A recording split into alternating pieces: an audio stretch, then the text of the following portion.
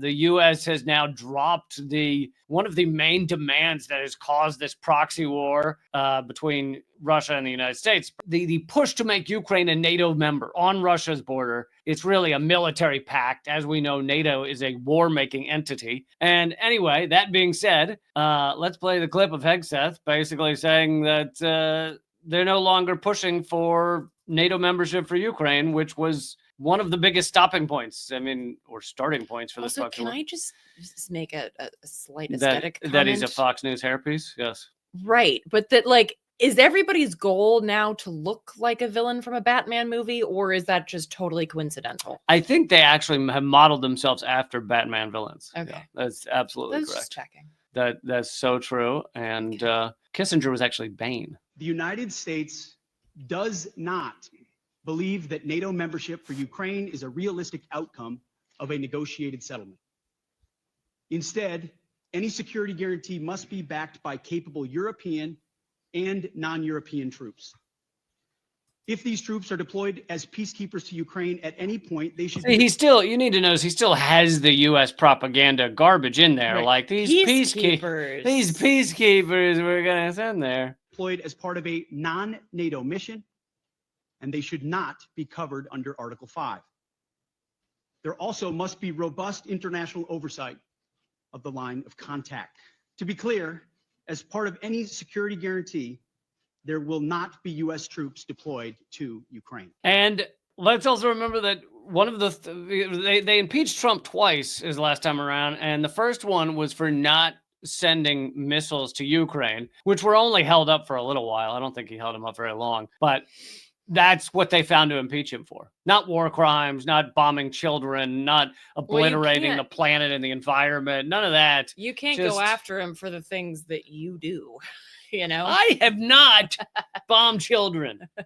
You mean the Democrats? Right. That's why the Democrats would never impeach Trump for war crimes, or even, you know, something as disgusting as his sexual assaults. It's like, well, that's the things that our president did too. So, you know, carry on. And James has a good point that Hegseth also has what is widely viewed as a white supremacist cross on his tattooed on his body. So, and I have mentioned this next point before about the Democrats. The Democrats have to take credit for leaving a void in foreign policy where literally these maniac Republicans seem like peaceniks. Like the fact that the Democrats are so pro-war and so willing to allow genocide and allow create the proxy war and everything else, that there is a void in U.S. foreign policy where anyone can step in and go, I just want to stop that one little war right there. And everyone goes, oh my God, he's creating peace around the world. Yeah, pretty amazing.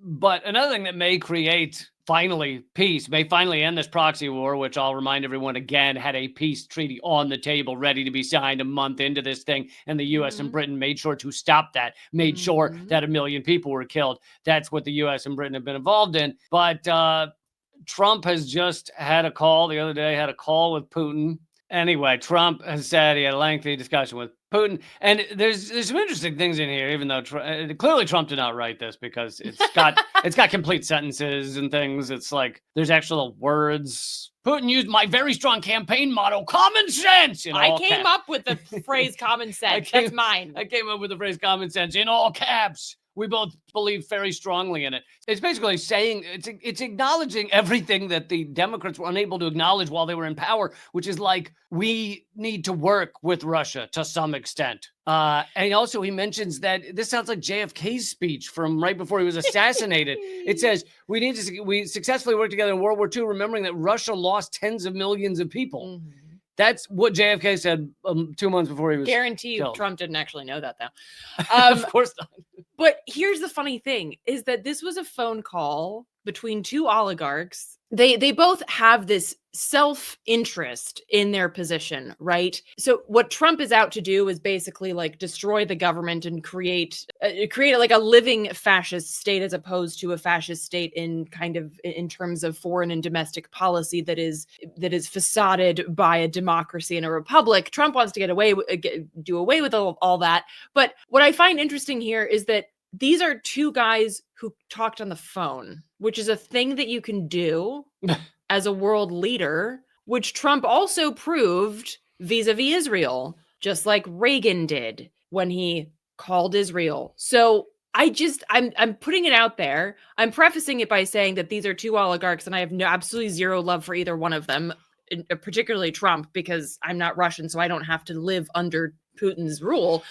So there's nothing to say here that like, oh yeah, I think he's great. I'm just pointing out picking up the phone is a thing that you can do before you create a proxy war. That's a thing that you have that ability. I know Biden didn't know his ass from his elbow or the phone from the light switch, but somebody can pick up the phone for you and you can make a phone call. But the thing is that it's less interesting to make a phone call than it is to create a proxy war if your balls are in a salad shooter, thanks to the military-industrial complex.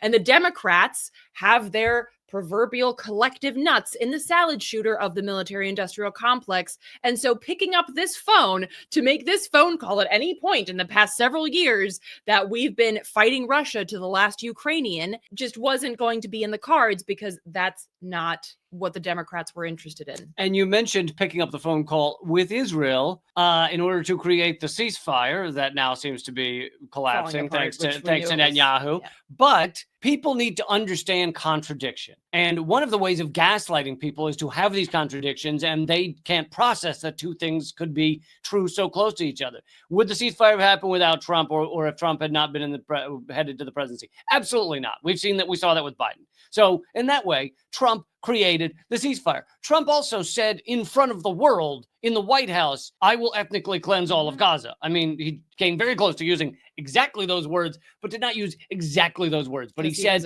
we will clear out all of Gaza and rebuild it and own it. So this can be the guy who started the ceasefire, or at least pushed it through, and the guy who says, we will complete the ethnic cleansing of Gaza. This is understanding contradiction. It's understanding nuance.